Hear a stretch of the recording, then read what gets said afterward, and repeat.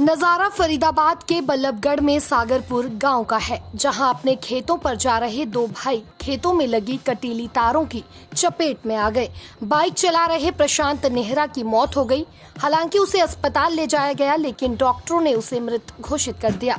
मृतक के चाचा और भाजपा के प्रदेश प्रवक्ता विजेंद्र नेहरा की माने तो यह तार फेंसिंग कानूनी रूप से गलत है, लेकिन किसान आवारा पशुओं से अपनी फसल को बचाने के लिए इसे अपने खेतों में लगाते हैं। इससे अभी तो उनके भतीजे की जान गई है और पूर्व में पशुओं और इंसानों की भी जानें जाती रही हैं। विजेंद्र नेहरा की माने तो इस तार को हटाया जाना चाहिए ताकि और कोई इसका शिकार न हो सके। देखिए, भतीजा डेयरी से दूध लेता था। वो डेयरी से दूध लेने के लिए गया था।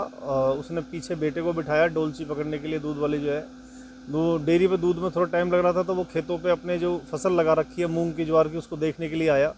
यहाँ रास्ते में तार फेंसिंग थी, जो किसान पशुओं को रोकने के लिए, फसल को नुकसान ना हो इसलिए तार फेंसिंग करके जो रख रहे हैं आजकल। वो फेंसिंग में उसकी बेटे की जो बाइक चला रहा था, उसकी गर्दन पे वो तार फेंसिंग वाला जो तार है, कटीला तार लगा। उसके कारण उसकी दुर्घटना में ये दुखद उसके साथ घटना हुई है और बेटे को भी गंभीर चोटें हैं। वो पीछे बैठा था और वो हॉस्पिटल में एडमिट है। कल उसका ऑपरेशन हुआ है। वैसे खतरे से बाहर है भगवान की कृपा से। लेकिन जिस तरह से भतीजे के साथ ये घटना हुई है, वो नया लड़का था, युवा था और दूधवाला यूनिवर्सिटी से कोर्स कर रहा था, स्किल डेवलपमेंट विश्वकर्मा यूनिवर्सिटी जो दूधवाला में है। ये बहुत दुखद घटना है। पूरे गाँव को, पूरे इलाके को बहुत दुख है इस चीज़ का। मेरा तो सब किसानों से ये निवेदन, ये अपील है कि अपने खेतों में जो तार फेंसिंग कर रखी है पशुओं को रोकने के लिए, वो पशु इतना नुकसान नहीं पहुंचाएंगे। सब किसान अपने खेतों से तार फेंसिंग हटाएंगे तो। लेकिन जिस तरह से ये घटना हुई है, ऐसी घटनाएं और भी तमाम घटनाएं हो रही हैं। पशुओं को भी इससे बहुत गंभीर हालत में उनको नुकसान होता है, उनकी भी मृत्यु हो रही है। तो ये सब अपने खेतों से, मेरा निवेदन है कि तार फेंसिंग को हटाएं।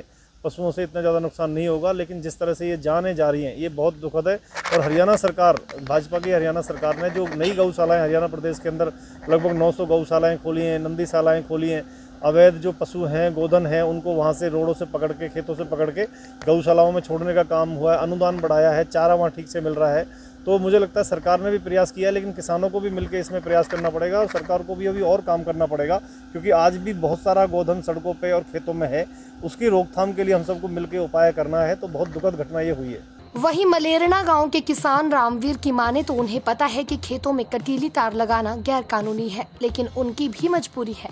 उनकी माने तो बहुत सारे आवारा पशु उनके खेतों में घुसकर उनकी फसलों को नष्ट कर देते हैं। अपनी फसलों को बचाने के लिए वे खेतों में तार फेंसिंग करते हैं। क्या नाम है आपका? रामवीर जी। रामवीर जी, कौन से गांव के किसान हैं? ये मलेरना गांव से है जी। मलेरना गांव से हैं। ये जो तार फेंसिंग करते हैं खेतों में, ये जायज है या नाजायज है? नाजायज है जी वैसे तो ये, पर अच्छा, ये हमारी मजबूरी है जी। अब ये फसल है जो हमने लगा रखी है, ये आवारा पशुओं से बचाने के लिए हमें लगाने पड़े मजबूरी में। तो गवर्नमेंट कुछ ऐसा करे जो ये आवारा पशु है ये थोड़ा कम हो, हमें कुछ राहत मिले। वहीं इसी गांव के दूसरे किसान बलराम की माने तो किसी भी किसान की एकमात्र आमदनी उसकी खेती रहती है। यदि अगर उसकी खेती नष्ट हो जाएगी तो वह अपने परिवार का लालन पोषण कैसे करेगा। बलराम की माने तो उन्हें बहुत अच्छी तरह से पता है कि खेतों में तार फेंसिंग करना जानलेवा है और गैर कानूनी भी है, फिर भी मजबूरन उन्हें तार फेंसिंग करनी पड़ती है। क्या नाम है आपका? बलराम जी। बलराम जी, कौन से गांव के किसान? मलेरना के जी। मलेरना के।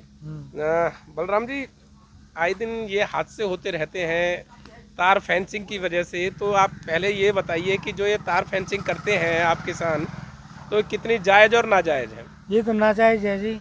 नाजायज़ है। हाँ जी। तो क्यों करते हैं आप तार फेंसिंग? ये गाय बाजार परेशान ना करें, इस वजह से मजबूरी है हमारी भी, क्या करें, सरकार कुछ करे। ये पशु आपको नुकसान पहुंचाते हैं? हाँ जी, क्या बढ़ जाते हैं, काफ़ी नुकसान करते हैं, खेतों में घुस खेतों में घुस जाते हैं।